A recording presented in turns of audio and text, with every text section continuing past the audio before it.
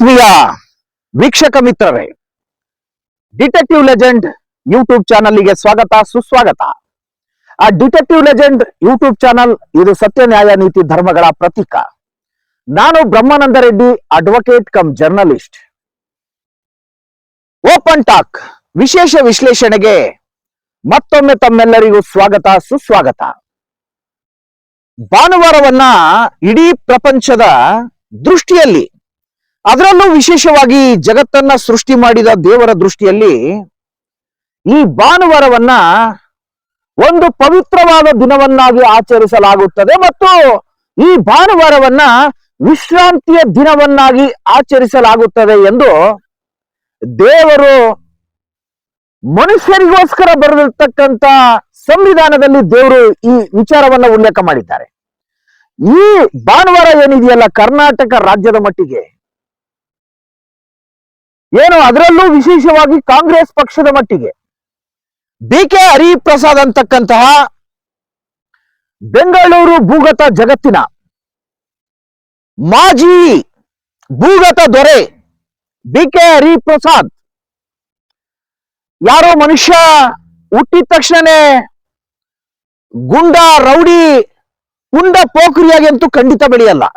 ಯಾರು ಕೂಡ ರೌಡಿ ಆಗಬೇಕು, ಗುಂಡ ಆಗಬೇಕು, ಪುಂಡ ಪೋಖ್ರಿ ಆಗಬೇಕು ಅಂತ ಯಾವತ್ತೂ ಕೂಡ ಇಷ್ಟಪಡಲ್ಲ. ಪರಿಸ್ಥಿತಿ, ಸಮಯ, ಸಂದರ್ಭ, ಸನ್ನಿವೇಶಗಳ ಮನುಷ್ಯನನ್ನ ಭೂಗತ ಲೋಕದೆಡೆಗೆ ಕೊಂಡೊಯ್ಯಬಹುದು.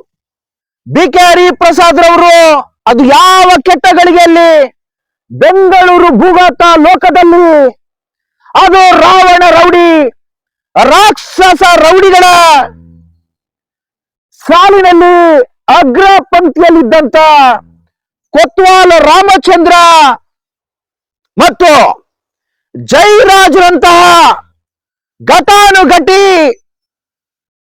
ಬೆಂಗಳೂರು ಭೂಗತ ಲೋಕದ ರಾವಣ ರೌಡಿ, ರಾಕ್ಷಸ ರೌಡಿಗಳ ಸಾಲಿನಲ್ಲಿ ಬಿ.ಕೆ. ಹರಿಪ್ರಸಾದ್ ರವರು ಕೂಡ ತಮ್ಮ ಹೆಜ್ಜೆ ಗುರುತುಗಳನ್ನ ಬಿಟ್ಟು ಬಂದಿದ್ರು ಅಂತಕ್ಕಂತಹ ಈ ಕೈ ಸತ್ಯದೊಂದಿಗೆ, ಈ ಆಳವಾದ ಸತ್ಯದೊಂದಿಗೆ ಇವತ್ತು ಏನು ಕಾಂಗ್ರೆಸ್ಸಿನ ಹೈಕಮಾಂಡಿನ ಅಸ್ಮಿತೆಗಳಾಗಿರ್ತಕ್ಕಂಥ ಸೋನಿಯಾ ಗಾಂಧಿ, ರಾಹುಲ್ ಗಾಂಧಿ, ಪ್ರಿಯಾಂಕಾ ಗಾಂಧಿ ಮತ್ತು ನಮ್ಮ ಕರ್ನಾಟಕಕ್ಕೆ ಕಾಂಗ್ರೆಸ್ಸಿನ ಹೈಕಮಾಂಡಿನ ಈ ತ್ರಿಮೂರ್ತಿಗಳು ಕಳಿಸಿಕೊಟ್ಟಿರ್ತಕ್ಕಂಥ ಏನು ಇನ್ಚಾರ್ಜ್ಗಳಾಗಿರ್ತಕ್ಕಂಥ ರಣದೀಪ್ ಸಿಂಗ್ ಸುರ್ಜೇವಾಲಾ, ಕೆ.ಸಿ. ವೇಣುಗೋಪಾಲ್ ಇವರೆಲ್ಲ ಸೇರ್ಕೊಂಡು ಬಿ.ಕೆ. ಹರಿಪ್ರಸಾದ್ ರವರಿಗೆ ಕರ್ನಾಟಕ ಪ್ರದೇಶ ಕಾಂಗ್ರೆಸ್ ಕಮಿಟಿಯ ಅಧ್ಯಕ್ಷರನ್ನಾಗಿ ನೇಮಕ ಮಾಡಿರ್ತಕ್ಕಂಥದ್ದು.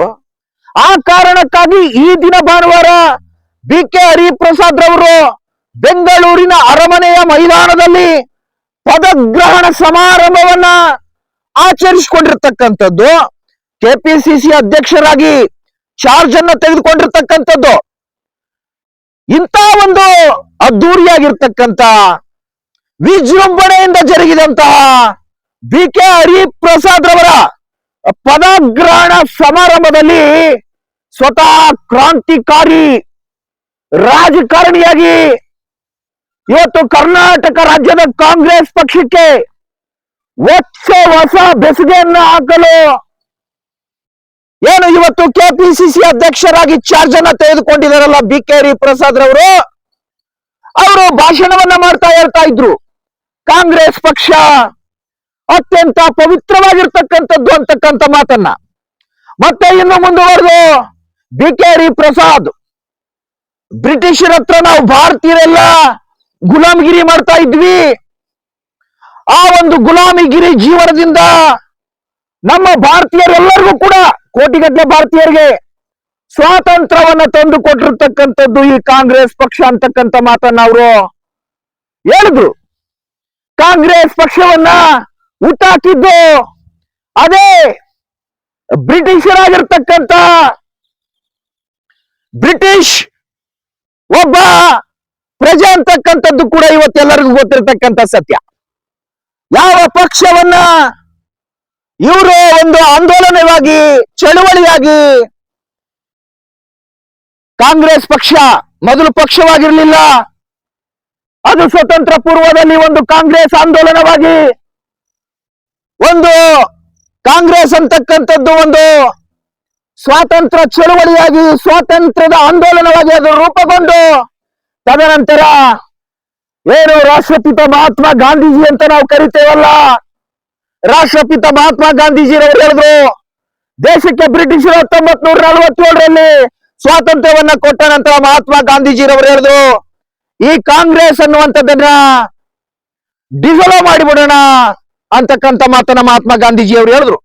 ಆದ್ರೆ ಕಾಂಗ್ರೆಸ್ ಅಂತಕ್ಕಂಥ ಸ್ವತಂತ್ರ ಆಂದೋಲನ, ಕಾಂಗ್ರೆಸ್ ಅಂತಕ್ಕಂಥ ಸ್ವತಂತ್ರ ಚಳುವಳಿ ಒಂದು ಪಕ್ಷವಾಗಿ ಅದು ಹೊರಹೊಮ್ಮಬೇಕು ಅಂತಕ್ಕಂಥ ವಿಚಾರಗಳನ್ನ ಏನು ಭಾರತದ ಮೊಟ್ಟ ಮೊದಲ ಪ್ರಧಾನಮಂತ್ರಿಗಳಾಗಿರ್ತಕ್ಕಂಥ ಪಂಡಿತ್ ಜವಾಹರ್ಲಾಲ್ ನೆಹರೂರವರು ಪ್ರಸ್ತಾಪವನ್ನ ಇಟ್ಟಾಗ ರಾಷ್ಟ್ರಪಿತ ಮಹಾತ್ಮ ಗಾಂಧೀಜಿರವರು ವಿಧಿ ಇಲ್ಲದೆ ಒಪ್ಪಿಕೊಳ್ಳಲೇಬೇಕಾಯ್ತು.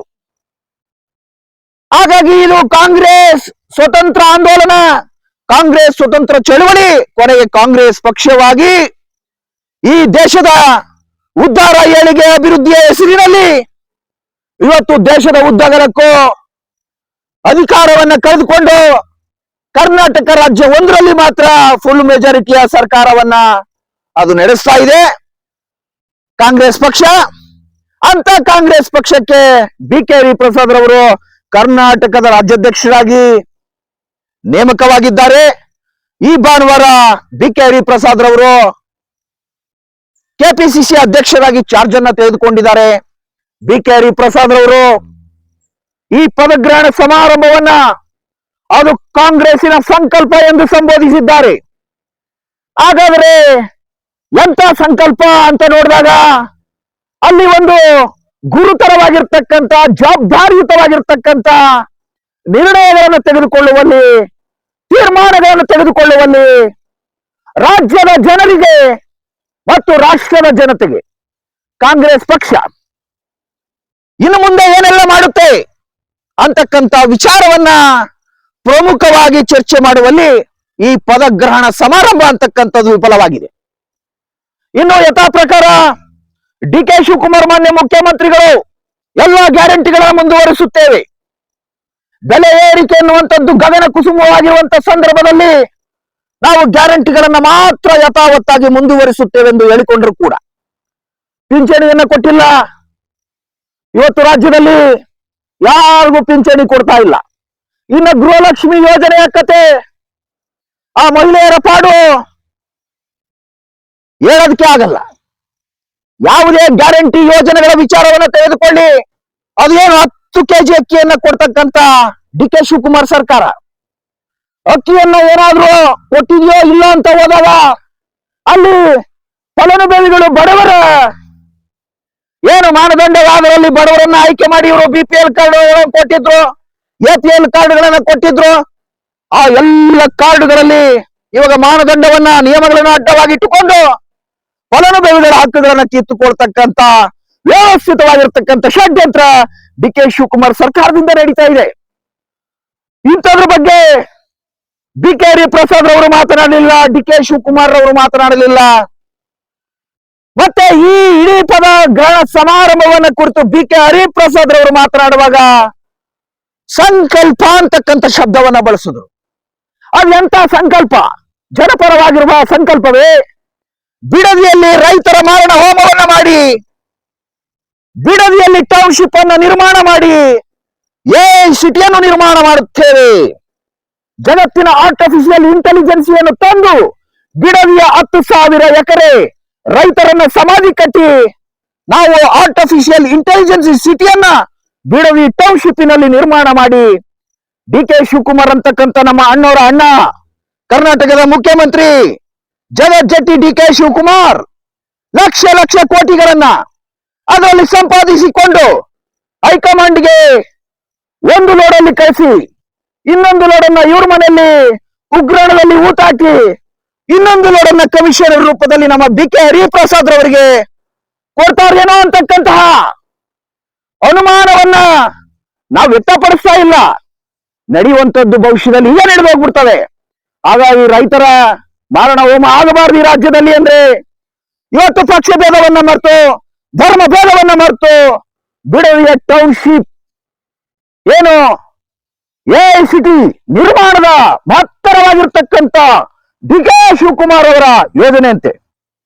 ಇಂಥ ಮಹತ್ವಾಕಾಂಕ್ಷಿ ಯೋಜನೆಯನ್ನ ಡಿ ಕೆ ಶಿವಕುಮಾರ್ ರೈತರ ಮಾರಣ ಹೋಮ ಮಾಡಿ ರೈತರ ಸಮಾಧಿಯ ಮೇಲೆ ಎಐಸಿಟಿ ಅಂತಕ್ಕಂಥ ಬಿಡದಿಯ ಟೌನ್ಶಿಪ್ ಅನ್ನ ನಿರ್ಮಾಣ ಮಾಡಿಕೊಟ್ಟಿದ್ದಾರಲ್ಲ, ಇಂಥದ್ರ ಬಗ್ಗೆ ಇವತ್ತು ಬಿ ಕೆ ಹರಿಪ್ರಸಾದ್ ರವರು ತಾವು ಸಂಕಲ್ಪವನ್ನ ಮಾಡಿ ಮಾತನಾಡಬೇಕಾಗಿತ್ತು.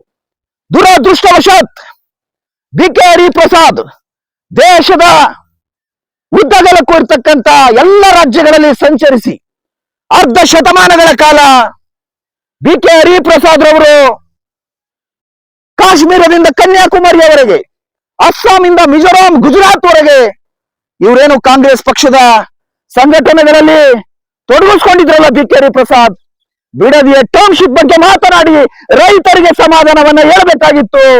ದುರದೃಷ್ಟವಶಾತ್ ಇವರೊಂದು ರೈತ ವಿರೋಧಿ ಸರ್ಕಾರ, ಇದು ಒಂದು ರೈತ ವಿರೋಧಿ ಪಕ್ಷ ಅಂತಕ್ಕಂತಹ ಇವತ್ತು ಹಣೆಪಟ್ಟಿಯನ್ನ ಕಟ್ಟಿಕೊಂಡು ಬೆಂಗಳೂರಿನ ಅರಮನೆಯಿಂದ ಅದು ಯಾವ ಸಂಕಲ್ಪವನ್ನ ತೊಟ್ಟು ನಿಮ್ಮ ಆ ಅರಮನೆಯ ಆಪೋಸಿಟ್ ಇರ್ತಕ್ಕಂಥ ಸದಾಶಿವನಗರದ ಮನೆಗೆ ಹೋಗಿ ನೀವು ಮೃಷ್ಟಾನ್ನ ಭೋಜನವನ್ನು ಸವಿಯುತ್ತಿದ್ದೀರಿ ಮತ್ತು ಈ ದಿನ ಸಂತೋಷದ ಕೂಟದಲ್ಲಿ ಪಾಲ್ಗೊಂಡು ಗುಂಡು ತುಂಡುಗಳೊಂದಿಗೆ ನೀವು ಯಾವ ರೀತಿಯಾಗಿ ಊಟ ಮಾಡಿ ಮಲಗುತ್ತೀರಿ. ಒಂದು ಕಡೆ ರೈತರು ವರ್ಷಗಟ್ಟಲೆ ಹೋರಾಟಗಳನ್ನ ಮಾಡ್ತಾ ಬೀದಿಯಲ್ಲಿ ಅವರು ಕೂತಿರುವಂತ ಸಂದರ್ಭದಲ್ಲಿ ನೀವಿವತ್ತು ಬಿ ಕೆ ಹರಿಪ್ರಸಾದ್ ಅವರು ಬಹಳ ದೊಡ್ಡ ಅನುಭವಿ ರಾಜಕಾರಣಿ, ಬಹಳ ದೊಡ್ಡ ದಿಟ್ಟ ಧೀಮಂತ ನೇತಾರ ಅಂತಕ್ಕಂಥ ಬಿರುದು ಬಾವುಲಿಗಳನ್ನ ಇವತ್ತು ನೀವು ನಿಮ್ಮ ಬಿರುದು ಬಾವುಲಿಗಳ ಕಿರೀಟ, ದಿಟ್ಟ ಧೀಮಂತ ಧುರೀಣ ನೇತಾರ ಅಂತಕ್ಕಂಥ ಕಿರೀಟ ಇವತ್ತು ಬೆಂಗಳೂರಿನ ಅರಮನೆಯ ಮೈದಾನದಲ್ಲಿ ಕಳಚಿ ಬಿದ್ದಿದೆ ಅಂತಕ್ಕಂಥ ಮಾತನ್ನು ಈ ಸಂದರ್ಭದಲ್ಲಿ ನಾನು ಕೆಪಿಸಿಸಿಯ ನೂತನ ಅಧ್ಯಕ್ಷರಾಗಿ ಚಾರ್ಜ್ ಅನ್ನು ತೆಗೆದುಕೊಂಡಿರ್ತಕ್ಕಂಥ ಬಿ ಕೆ ಹರಿಪ್ರಸಾದ್ ಅವರಿಗೆ ಹೇಳೋದ್ರ ಜೊತೆಯಲ್ಲಿ ಮತ್ತೆ ಇದೇ ಬೆಂಗಳೂರಿನ ಭೂಗತ ಲೋಕದ ಏನು ಅದು ವಿಶೇಷವಾಗಿ ರಾವಣ ರೌಡಿ, ರಾಕ್ಷಸ ರೌಡಿ ಆಗಿದ್ದಂತಹ ಕೊತ್ವಾಲ್ ರಾಮಚಂದ್ರ ಮತ್ತು ಜಯರಾಜ್ ರವರ ಸಾಲಿನಲ್ಲಿ ನಿಲ್ಲದೆ ಹೋದ್ರು ಕೂಡ ಅವರ ಶಿಷ್ಯತ್ವವನ್ನು ಪಡೆದುಕೊಂಡಿರ್ತಕ್ಕಂಥ ಈ ಕರ್ನಾಟಕ ರಾಜ್ಯದ ಮುಖ್ಯಮಂತ್ರಿ ಆಗಿರ್ತಕ್ಕಂಥ ಈ ಡಿ ಕೆ ಶಿವಕುಮಾರ್, ಅದು ಬಿಡದಿಯಲ್ಲಿ ಟೌನ್ಶಿಪ್, ಅದು ಏನು ಡಿ ಕೆ ಶಿವಕುಮಾರ್ ಅವರ ಮಹತ್ವಾಕಾಂಕ್ಷೆಯ ಯೋಜನೆ ಎ ಸಿಟಿಯ ನಿರ್ಮಾಣ, ಆರ್ಟಿಫಿಷಿಯಲ್ ಇಂಟೆಲಿಜೆನ್ಸಿ ಸಿಟಿಯ ನಿರ್ಮಾಣ. ಅಬ್ಬಬ್ಬಬ್ಬ, D K Shivakumar great, really great. ಯಾಕೆ ನಾನು ಈ ಮಾತನ್ನು ಹೇಳ್ತೀನಿ ಅಂದ್ರೆ ರೈತರ ಸಮಾಧಿಯ ಮೇಲೆ ರೈತರನ್ನ ಒಕ್ಕಲೆಬ್ಬಿಸಿ ರೈತರ ಜೀವನಗಳನ್ನ, ರೈತರ ಬದುಕುಗಳನ್ನ, ರೈತರ ಕುಟುಂಬಗಳನ್ನ ನಿರ್ನಾಮ ಮಾಡಿ ಬಿಡದಿಯಲ್ಲಿ ಟೌನ್ಶಿಪ್, ಆರ್ಟಿಫಿಷಿಯಲ್ ಇಂಟೆಲಿಜೆನ್ಸಿ ಟೌನ್ಶಿಪ್ ಅನ್ನ ನಿರ್ಮಾಣ ಮಾಡಿಬಿಟ್ರೆ ಇದ್ರ ಬಗ್ಗೆ ಇಡೀ ರಾಜ್ಯದಾದ್ಯಂತ ಇವತ್ತು ರೈತ ಪರ ಸಂಘಟನೆಗಳು, ವಿದ್ಯಾರ್ಥಿ ಪರ ಸಂಘಟನೆಗಳು, ಯುವಜನರ ಸಂಘಟನೆಗಳು, ಮಹಿಳೆಯರ ಸಂಘಟನೆಗಳು, ಹಿರಿಯ ನಾಗರಿಕರ ಸಂಘಟನೆಗಳು ಇವತ್ತು ಹೋರಾಟಗಳನ್ನ ಮಾಡ್ತಾ ಇದ್ರೆ ಬಿ ಕೆ ಹರಿಪ್ರಸಾದ್ ಕೆಪಿಸಿಸಿ ಅಧ್ಯಕ್ಷರಾಗಿ ಇವತ್ತು ಪದಗ್ರಹಣ ಸಮಾರಂಭದಲ್ಲಿ ಭಾಗವಹಿಸಿ ಅವರು ಕೆಪಿಸಿಸಿ ಅಧ್ಯಕ್ಷರಾಗಿ ಚಾರ್ಜ್ ಅನ್ನು ತೆಗೆದುಕೊಳ್ಳುವಂತ ಸಂದರ್ಭದಲ್ಲಿ ಸಂಕಲ್ಪ ಅಂತಕ್ಕಂಥ ಮಾತುಗಳನ್ನಾಡುವಾಗ ಕಾಂಗ್ರೆಸ್ ಪಕ್ಷ ಪವಿತ್ರವಾಗಿದೆ, ಓಕೆ, ನೋ ಪ್ರಾಬ್ಲಮ್. ಕಾಂಗ್ರೆಸ್ ಪಕ್ಷ ಈ ದೇಶಕ್ಕೆ ಸ್ವಾತಂತ್ರ್ಯವನ್ನು ತಂದುಕೊಟ್ಟಿದೆ, ನೋ ಪ್ರಾಬ್ಲಮ್. ಬಿಜೆಪಿ RSS ಸ್ವಾತಂತ್ರ್ಯದಲ್ಲಿ ಭಾಗವಹಿಸಿಲ್ಲ, ಸ್ವತಂತ್ರದ ಹೋರಾಟದಲ್ಲಿ ಭಾಗವಹಿಸಿಲ್ಲ, ನೋ ಪ್ರಾಬ್ಲಮ್. ಆದ್ರೆ ಡಿ ಕೆ ಶಿವಕುಮಾರ್ ಅವರ ಈ ಮಹತ್ವಾಕಾಂಕ್ಷೆಯ ಯೋಜನೆ ಎಐಸಿಟಿ ನಿರ್ಮಾಣ, ಇದ್ರ ಬಗ್ಗೆ ರೈತರಿಗೆ ಒಂದು ಭರವಸೆಯ ಬೆಳಕಾಗಿ ಬಿ ಕೆ ಹರಿಪ್ರಸಾದ್ ಅವರು ಮಾತನಾಡಬೇಕಾಗಿತ್ತು. ಕಾಂಗ್ರೆಸ್ ಪಕ್ಷದ ಸ್ಪಷ್ಟವಾಗಿರ್ತಕ್ಕಂಥ ನಿಲುವನ್ನು ವ್ಯಕ್ತಪಡಿಸಬೇಕಾಗಿತ್ತು. ಇಡೀ ಪದಗ್ರಹಣ ಸಮಾರಂಭದಲ್ಲಿ ರೈತರ ಪರವಾಗಿರ್ತಕ್ಕಂಥ ಒಂದು ಅತ್ಯುತ್ತಮವಾಗಿರ್ತಕ್ಕಂಥ ನಿರ್ಣಯವನ್ನ, ತೀರ್ಮಾನವನ್ನ ತೆಗೆದುಕೊಳ್ಳಬೇಕಾಗಿತ್ತು ಬಿ ಕೆ ಹರಿಪ್ರಸಾದ್ ಅವರು. ಅಷ್ಟರ ಮಟ್ಟಿಗೆ ಅವರು ಹೇಳಿಕೆ ಬರಲಿಲ್ಲ. ಸ್ವಾರ್ಥಪರವಾದ ಹೇಳಿಕೆಗಳು, ರಾಜಕೀಯ ಹೇಳಿಕೆಗಳು, ಅದೇ ಇತಿಹಾಸ ಚರಿತ್ರೆ ಪರಂಪರೆಯ ಆ ಚಿತ್ರಾನ್ನ, ಮೊಸರನ್ನ, ಸಾಬ್ರು ಮಾತು, ಕೇಸರಿ ಬಾತು, ಆಮೇಲೆ ತಿನ್ನೋದೆಲ್ಲ ವಾಂಗಿ ಬಾತು. ಏನ್ರಿ ಹರಿಪ್ರಸಾದ್ ರವರೇ, ನಾನೇನೋ ಬಾರಿ ದೊಡ್ಡ ಮೇಧಾವಿ ಹರಿಪ್ರಸಾದ್ ರವರು ನಮ್ಮ ಕರ್ನಾಟಕ ರಾಜ್ಯಕ್ಕಾಗಿ ಇವರು ರಾಜ್ಯಾಧ್ಯಕ್ಷರಾದ ಮೇಲೆ ಎಲ್ಲ ಧರ್ಮ, ವರ್ಗ, ವರ್ಣ, ಪ್ರಾಂತಗಳಿಗೆ, ಸಮುದಾಯಗಳಿಗೆ, ಜನಾಂಗಗಳಿಗೆ ಮಹತ್ತರವಾಗಿರ್ತಕ್ಕಂಥ ಕೊಡುಗೆ ಕೊಡ್ತಕ್ಕಂಥ ನಿಟ್ಟಿನಲ್ಲಿ ಇವರು ಕಾಂಗ್ರೆಸ್ ಪಕ್ಷದಿಂದ ಏನಾದ್ರೂ ತೀರ್ಮಾನ ತೆಗೆದುಕೊಳ್ತಾರೆ ಅಂತ ನಾವು ಅನ್ಕೊಂಡಿದ್ವಿ. ಆದ್ರೆ ನಿಮ್ಮ ಸಂಕಲ್ಪ ಹುಸಿಯಾಗಿದೆ. ಅದು ನಿಮ್ಮ ಸಂಕಲ್ಪ ಜನ ವಿರೋಧಿಯಾಗಿದೆ, ರೈತ ವಿರೋಧಿಯಾಗಿದೆ. ನಿಮ್ಮ ಸಂಕಲ್ಪ ಅಂತಕ್ಕಂಥದ್ದು ವಿದ್ಯಾರ್ಥಿ ವಿರೋಧಿಯಾಗಿದೆ ಮತ್ತು ಮಹಿಳೆಯರ ವಿರೋಧಿಯಾಗಿದೆ. ಅಂತೂ ಕರ್ನಾಟಕ ರಾಜ್ಯದ ಜನತೆಯ ವಿರುದ್ಧವಾಗಿದೆ ನಿಮ್ಮ ಸಂಕಲ್ಪ ಅಂತಕ್ಕಂಥ ಮಾತನ್ನು ಈ ಸಂದರ್ಭದಲ್ಲಿ ಹೇಳೋದ್ರ ಜೊತೆಯಲ್ಲಿ ಮುಂದಿನ ದಿನದಲ್ಲಾದ್ರೂ BK ಹರಿಪ್ರಸಾದ್ ರವರು ಅತ್ಯುತ್ತಮವಾಗಿರ್ತಕ್ಕಂಥ ನಿರ್ಣಯಗಳನ್ನ ತೀರ್ಮಾನಗಳನ್ನು ತೆಗೆದುಕೊಳ್ತಕ್ಕಂಥ ನಿಟ್ಟಿನಲ್ಲಿ ಬಿಡದೆಯ ಟೌನ್ಶಿಪ್ ವಿಚಾರದಲ್ಲಿ ತಮ್ಮ ಬಾಯನ್ನ ಬೀಚಿ ಬಾರಿ ಬಹಿರಂಗವಾಗಿ ಬಿಡದೆಯ ಟೌನ್ಶಿಪ್ ವಿಚಾರದಲ್ಲಿ ಮತ್ತು DK ಶಿವಕುಮಾರ್ ಸಿಟಿ ನಿರ್ಮಾಣದಲ್ಲಿ ರೈತರ ಬಗ್ಗೆ ಯಾವ ನಿಲುವನ್ನು ತೆಗೆದುಕೊಳ್ತಾರೆ ಅಂತಕ್ಕಂಥ ಮಾತನ್ನ ಈ ಒಂದು ಪತ್ರಿಕಾಗೋಷ್ಠಿಯನ್ನು ಕರೆದು ಹೇಳಲೇಬೇಕು ಅಂತಕ್ಕಂಥ ಕರ್ನಾಟಕದ ಕೋಟ್ಯಾಂತರ ಜನರ ಹಕ್ಕೊತ್ತಾಯಗಳನ್ನ ಈ ವರದಿಯಲ್ಲಿ ಪ್ರಕಟಿಸಿ ಈ ವರದಿಯನ್ನ ಇಲ್ಲಿಗೆ ಮುಕ್ತಾಯಗೊಳಿಸ್ತಾ ಇದ್ದೀವಿ. ವಂದನೆಗಳೊಂದಿಗೆ Brahmananda Reddy, advocate cum journalist, detective legend YouTube channel. ಇದು ಸತ್ಯ, ನ್ಯಾಯ, ನೀತಿ, ಧರ್ಮಗಳ ಪ್ರತೀಕ. ಜೈ ಹಿಂದ್, ಜೈ ಕರ್ನಾಟಕ ಮಾತಾ ಕಿ ಜೈ. ಜೈ ಹಿಂದ್, ಜೈ ಭಾರತ್ ಮಾತಾ ಕಿ ಜೈ.